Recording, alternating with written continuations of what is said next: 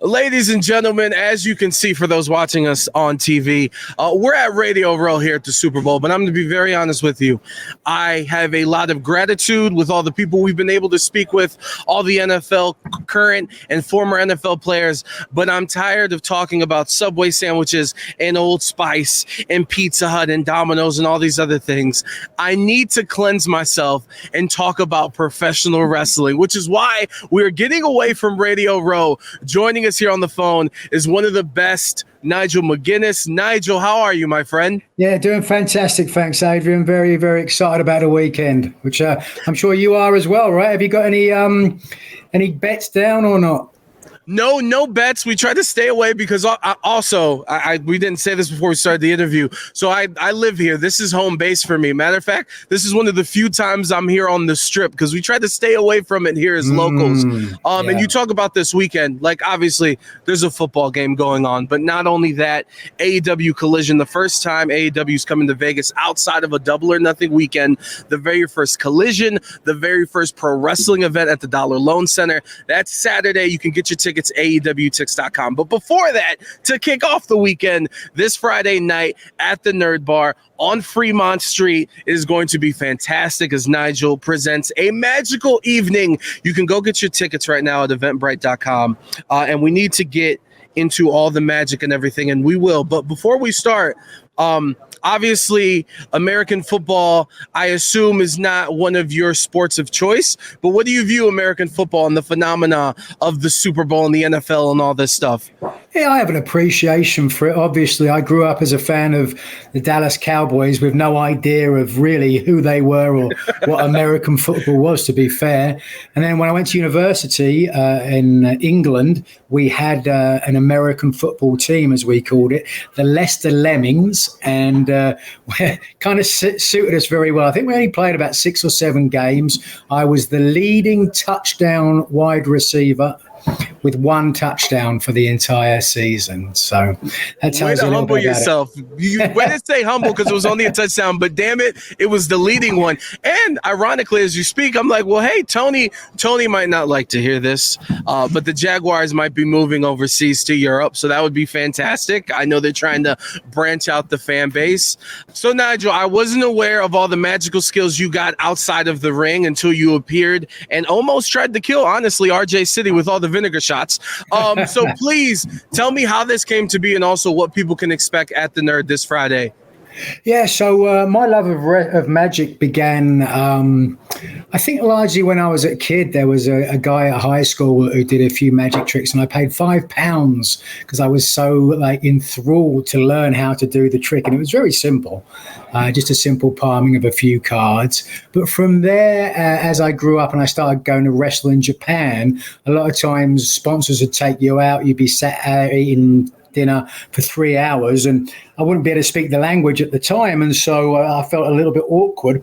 So I took a pack of cards and taught myself a few simple tricks, and it sort of went from there to doing tricks for guys in the back. And a long time, people were always saying, why don't you do a show? Why don't you do a show? And obviously, they're not familiar of how different it is to do a close-up card trick versus doing a full 90-minute stage show. But ultimately, it was the unfortunate passing of Jay Briscoe in January of last year that convinced me, now's the time to do it. No time like the present. You never guarantee tomorrow. So that being the case, I took 3 weeks early last year to sit down, and I had to teach myself a lot of these magic tricks that I'd seen performed before. But I wanted to try to also not just do magic tricks in and of themselves. I wanted to tell a story with the magic. Derek Delgado, in and of itself, on Hulu, I believe you can see it there, was obviously an incredible inspiration to anybody who loves magic, the way of just using magic to tell stories about your life. So, Nigel, I want to ask you, for people coming to the show on Friday at the Nerd, what can they expect? It's part magic show, part spoken word. It's really an experience of heightened human connection. That's how I like to describe it. It's me talking about my career. It's me talking about how I was influenced by friends like Jay Briscoe. It's me talking about the love of pro wrestling.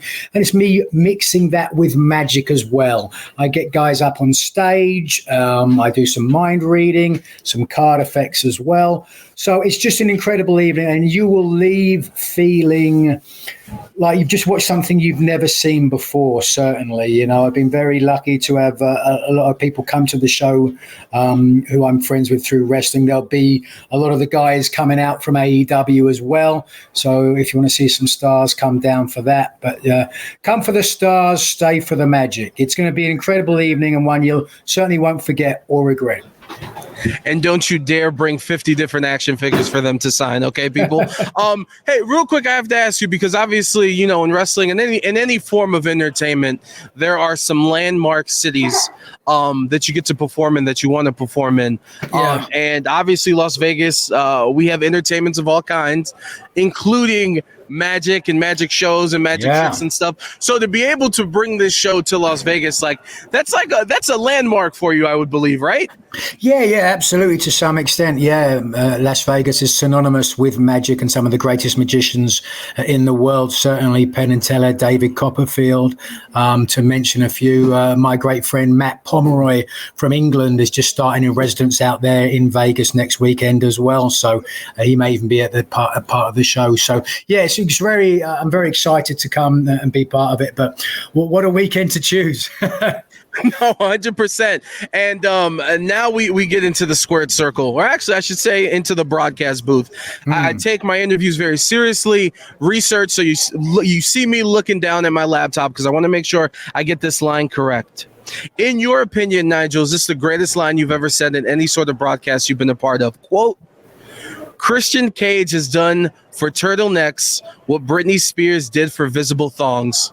Yes or no? It's up there. It's one of them. Either the same as that, or I forget. I've had a couple that I'm very proud of. I think that actually came from Maria Kanellis. No, that's fantastic. You should also, I'm assuming as soon as you said that, you kind of gave yourself the Tiger Woods fist pump, and you should be proud. It's fantastic.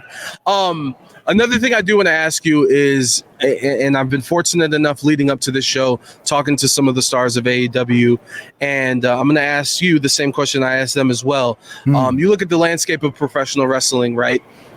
6 days a week at least, we have TV on cable from a variety of different companies, obviously all in at Wembley, the record-setting crowds all over the place. Like, wrestling is very hot. And also in interviews, not just with AEW wrestlers, your name gets brought up a lot in their experience, in their path to where they are now. So it was big-ended to lead to this sentence right here. Impact that you've had on the industry and those doing what they're doing now. I mean, I would say more so now, certainly, that I'm working for AEW. Certainly, I'm in WWE, because their vision for pro wrestling is if it didn't happen in WWE, it didn't happen at all, or it's not relevant. Then I was there to talk as someone who used to be a wrestler, but I couldn't go into details because obviously they don't own the IP of Ring of Honor. And again, to that point.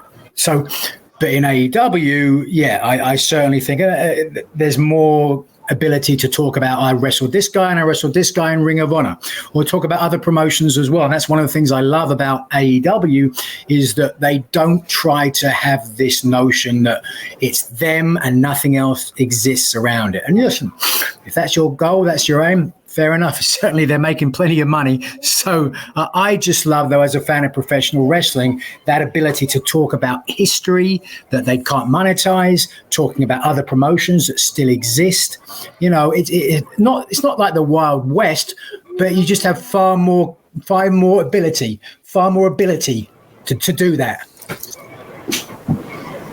No, and that's fantastic. And another thing I wanted to ask you, last week, lucky enough to have Claudio here in Vegas. I'm getting to talk to him, and Will Ospreay anytime now here in these next few weeks will start being on AEW full time, or at least that's the notion that I have. And I'm curious, with you guys coming from overseas, and just like I told Claudio, pardon my ignorance, but here in America there is if you didn't do it here on my TV screen where I can go, that doesn't count. Coming from overseas to America and everything that you've done, do you agree with that mentality? Was it a chip on your shoulder coming here? Is it true?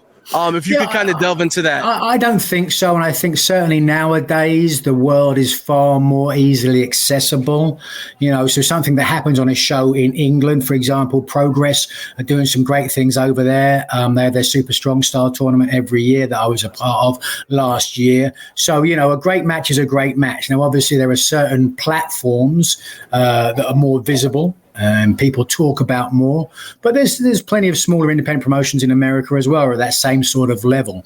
So I don't think it's so much overseas. It's just the presence. It's just the ability to sort of see products from different places. No, 100%. And like I told Claudia, I feel silly asking that because this man, we talk about Tokyo Dome, Wrestle Kingdom, like we're talking gigantic, massive crowds just because it didn't happen on this part of the world. But moving on, I want to ask you, I know you and Bryan Danielson aren't the best of buds. So when you hear that Bryan Danielson in an interview said, "When I eat an apple, I'm essentially eating tree sperm. Most fruits are semen." What's your reaction to that craziness?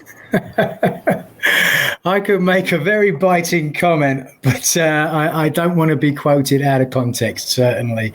Bryan has a very interesting opinion on a lot of things. He's a very different human being. I'll leave it at that. He's had a great career and he continues to have a great career. And once his odyssey comes to an end, then, maybe we'll see more eye to eye. And then we'll close out with this. Just let people know once again, one more time, if you could, because pardon the connection errors that we've had here at Radio Row, just what people can expect this Friday at the Nerd with you.